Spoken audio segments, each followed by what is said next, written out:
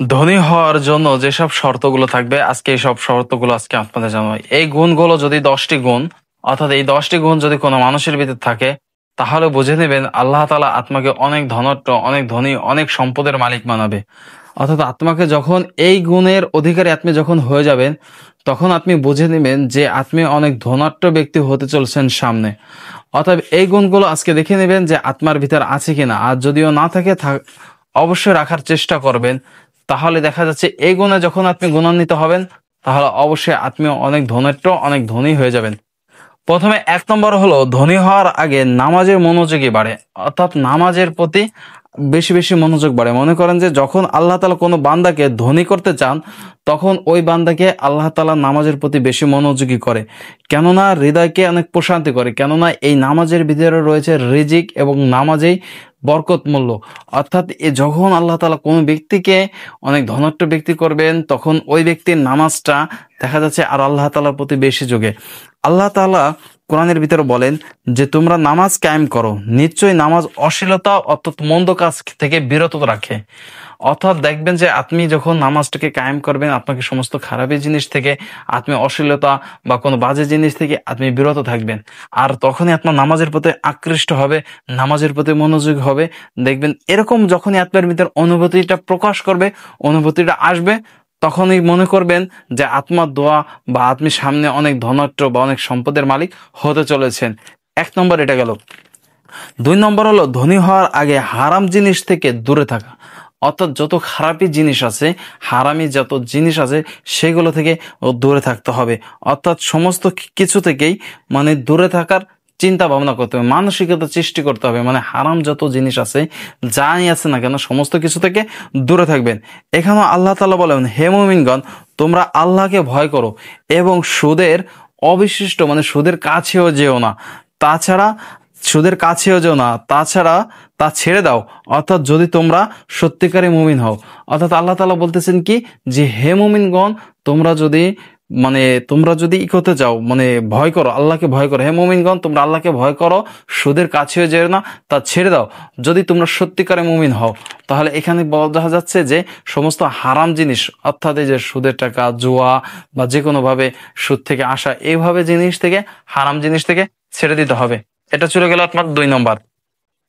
3 নম্বর যে জিনিসটা আছে, ধনী হওয়ার আগে দোয়ার প্রতি আগ্রহী জন্মায়। অর্থাৎ দোয়া বেশি বেশি করতে মনে চায়। মানে যখনই আপনি চান, তখনই আপনার কাছে দোয়াটা করতে মনে চায়। মানে দোয়ার প্রতি একটা আকৃষ্ট আসে, দোয়ার প্রতি একটা ভালোবাসা চলে আসে। দেখবেন যে আপনার ভিতরে যখন এই গুণটা আসবে, যে আপনার খালি এখন দোয়া করতে মনে চাচ্ছে, আল্লাহর কাছে চাইতে মনে চাচ্ছে, আল্লাহ তাআলার কাছে চাইতে মনে চাচ্ছে, তখনই আপনি বুঝে নেবেন যে সামনে আপনাকে আল্লাহ তাআলা অনেক ধনাঢ্য অর্থাৎ অনেক বড় লোক করে দেবেন। এখানেও মনে করেন যে কি, এখানে আল্লাহ তাআলা বলেন, তোমরা আমার কাছে দোয়া করো, আমি তোমাদের দোয়া কবুল করব। অর্থাৎ আল্লাহ তাআলা বলতেছে কি, তোমরা আমার কাছে দোয়া করো, আমি তোমাদের দোয়া কবুল করব। অর্থাৎ সমস্ত কিছু দেনেওয়ালা এবং সমস্ত কিছুর মালিক একমাত্র আল্লাহ সুবহানাহু ওয়া তাআলা। অর্থাৎ আল্লাহ তাআলার কাছে সমস্ত কিছু চাইতে হবে। অতএব আল্লাহ তাআলাই আপনাকে দিয়ে দেবে। আপনি যদি আল্লাহ তাআলার কাছে নাই চান, আল্লাহ তাআলা আপনাকে কখনো কোনোদিনও কোনোভাবেই দিবে না।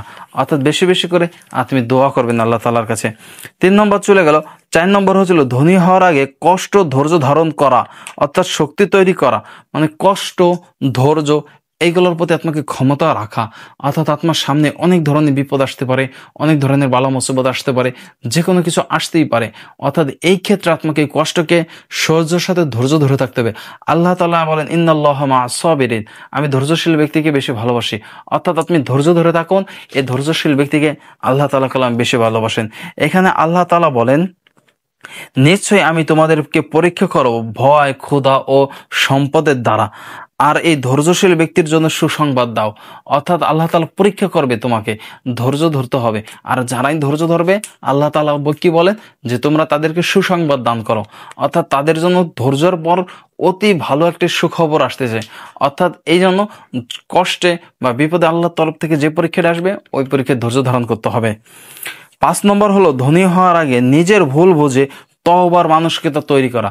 অর্থাৎ আপনি যে ভুলটা করছেন, এই ভুলটা আপনি নিজে বুঝবেন, বোঝার পর আল্লাহ তাআলার কাছে আপনি মাপ চাবেন, নিজে তওবা করবেন, হায় আল্লাহ, আমি একটা ভুল করে ফেলেছি, এই ভুল থেকে আমাকে রক্ষা করেন, আপনি এই ভুল থেকে আপনি আমাকে হেফাজত করেন। আল্লাহ তাআলার কাছে তওবা করবেন, খাস দিলে তওবা করবেন। আল্লাহ তাআলার কাছে অবশ্যই আল্লাহ তাআলা তওবাকারী কেউ অনেক বেশি পছন্দ করেন, অনেক ভালোবাসেন। অর্থাৎ আপনি যখন আপনার ভুলটা বুঝতে পারবেন, ভুলটা বুঝে আল্লাহ তাআলার কাছে তওবা করবেন। এখানে আল্লাহ তাআলা বলেন, হে মুমিনগণ, তোমরা সবাই আল্লাহর কাছে তওবা করো যাতে তোমরা সফল হও। অর্থাৎ আল্লাহ তাআলা বলেন, হে মুমিনগণরা, তোমরা আমার কাছে তওবা করো যাতে তোমরা সফল হও। অর্থাৎ তওবাকারী ব্যক্তি জন্য সুসংবাদ রয়েছে।